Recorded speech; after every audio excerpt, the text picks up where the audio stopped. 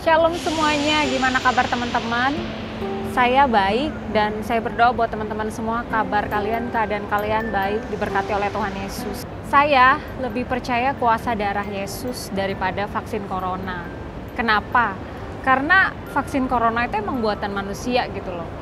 Tapi itu juga bisa dipakai Tuhan untuk menjadi alat Tuhan memberkati kehidupan kita gitu ya.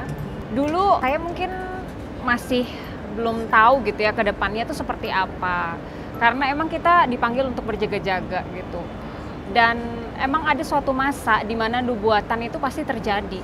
Di dalam Revelation, Wahyu, bahwa orang-orang kelak akan memakai tanda bilangan binatang itu, tidak bisa menjual, tidak bisa membeli, tidak bisa hidup baik kalau nggak pakai tanda bilangan binatang itu, dan yang memakai itu sama Tuhan sendiri tidak diterima gitu di dalam kerajaannya. Kita emang sekarang ini sebenarnya mengarah ke sana teman-teman, mengarah ke sana, dan kalian pasti tahu lah dengan keadaan corona seperti ini ada sertifikat vaksin dan sebagainya. Tapi ketika saya berdoa ya untuk saya menerima vaksin atau enggak, Tuhan kasih ayat ini. Titus 3 ayat 1, ingatkanlah mereka supaya mereka tunduk pada pemerintah dan orang-orang yang berkuasa, taat dan siap untuk melakukan setiap pekerjaan yang baik. Melakukan setiap pekerjaan yang baik, dan kita disuruh taat dan siap. Jadi buat saya ya, ketika saya berdoa gitu, tiba-tiba tuh kayak ada belas kasihan gitu loh untuk pemerintah. Terutama kalau kita kebayang wajahnya Pak Jokowi dan banyak gitu di berita pemerintah-pemerintah lainnya yang memang punya hati untuk memberikan yang terbaik supaya mencegah wabah ini menyebar, mencegah virus ini lebih luas gitu. Jadi mereka pasti kurang tidur, mereka gimana cara yang terbaik, dan saya sebagai warga negara yang baik gitu ya, dan sebagai anaknya Tuhan, saya kayak nggak tega gitu loh kalau saya mentang-mentang percaya saya nggak akan kena corona karena saya itu diproteksi oleh kuasa darah Yesus. Tapi saya nggak ada niat baik untuk mendukung pemerintah yang udah berjuang yang terbaik untuk mencegah hal ini menyebar gitu. Yang saya bisa lakukan yang terbaik saat ini yaitu saya memberi diri saya divaksin. Video ini saya buat bukan untuk menganjurkan teman-teman ikut divaksin juga, atau teman-teman yang nggak divaksin mungkin jadi seperti salah, enggak. Karena ya kembali lagi kepada iman kita masing-masing. Tiap orang itu dibenarkan karena imannya gitu. Kita orang percaya hidup karena iman.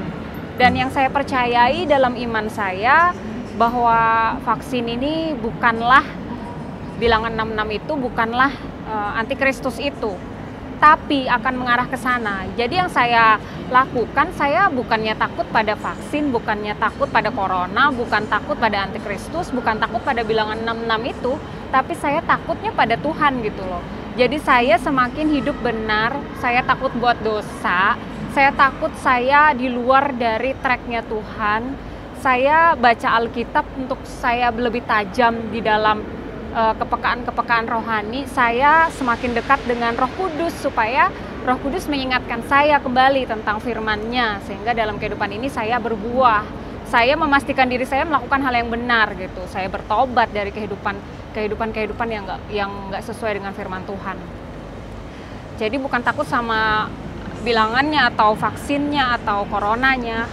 Sebenarnya tanpa divaksin pun saya yakin gitu loh, saya tuh diproteksi gitu ya. Dengan kuasa darah Yesus yang tercurah 2000 tahun lalu, yang ketika saya terima udah membasuh dosa-dosa saya, dan kuasa darah Yesus juga yang kita minum darahnya dan makan tubuhnya. Karena firman Tuhan berkata di dalam Yohanes, tubuh Yesus itu benar-benar tubuh dan darah Yesus itu benar-benar darah. Jadi yang ketika kita melakukan perjamuan, ketika kita melakukan itu dengan iman, itu sebenarnya ada kuasanya juga, dan saya sangat percaya akan hal itu gitu. Jadi ketika saya juga memperkatakan, ketika berdoa setiap pagi, setiap hari, darah Yesus mengcover seluruh keluarga saya, sehingga kami tidak pernah sakit, kami tidak pernah punya kelemahan, kami tidak pernah gagal dalam hidup ini. Itu yang saya perkatakan gitu, karena saya percaya ada kuasa iman di dalam mulut kita. Banyak yang divaksin corona pun masih kena corona, karena ada banyak varian baru juga sekarang. Orang pun yang divaksin corona punya side effect yang jadinya di tubuh mereka bermacam-macam efeknya gitu, dan hal itu negatif gitu. Saya nggak takut gitu loh. Saya baru divaksin yang kedua itu beberapa hari yang lalu, dan saya hari Senin setelah pulang kerja saya divaksin, besoknya saya kerja, besoknya lagi saya kerja. Jadi saya kerja full gitu. Saya kenapa ya? Karena saya nggak menaruh rasa takut, rasa khawatir ketika saya sudah punya iman di dalam Tuhan gitu loh. Ketika saya sudah berserah penuh sama Tuhan gitu, apa yang saya takutkan gitu. Sekarang ya teman-teman, pergi dengan aktivitas saya kemana-mana gitu ya, setiap hari saya kerja, weekend saya pergi ke luar kota. Saya rasa itu lebih produktif gitu loh. Beda kan, tapi situasinya mungkin dengan di Indonesia ya, karena di sini kita masih bisa menjaga jarak dengan orang lain, melakukan protokol-protokol kesehatan. Jadi kita tuh dilihatnya orang luar ya teman-teman adalah orang-orang yang taat dan setia, mau melakukan perbuatan-perbuatan yang baik gitu loh. Kita tuh dilihatnya orang luar adalah orang yang terhormat gitu. Kalian tahu kan firman cerita tentang Paulus. Paulus itu anaknya Tuhan, disertai Tuhan. Dia pergi ke suatu pulau dan di sana dia digigit ular gitu. Orang-orang kaget. Kok dia nggak kenapa-napa, nggak bengkak, bahkan nggak mati gitu ya. Karena apa? Karena dia disertai oleh Tuhan gitu. Dan sampai mereka panggil Paulus itu dewa gitu. Karena hal itu jarang terjadi. Ketika ular itu matuk biasanya terjadi sesuatu pada tubuh orang itu. Tapi itu nggak mempan dalam kehidupannya Paulus gitu. Gitu juga kita sebagai anak-anak Tuhan, anak-anak percaya ya, orang-orang percaya, firman Tuhan berkata, minum racun maut pun kita nggak akan kenapa-napa. Menginjak ular, kalau jengking pun kita nggak apa-apa gitu. Karena apa? Karena kita tuh disertai gitu loh. Jadi kalau saya punya anak-anak, saya sangat perhatiin anak-anak saya lebih daripada orang lain. Kenapa? Karena anak-anak itu anak-anak yang Tuhan percayakan dalam hidup saya, mereka spesial gitu.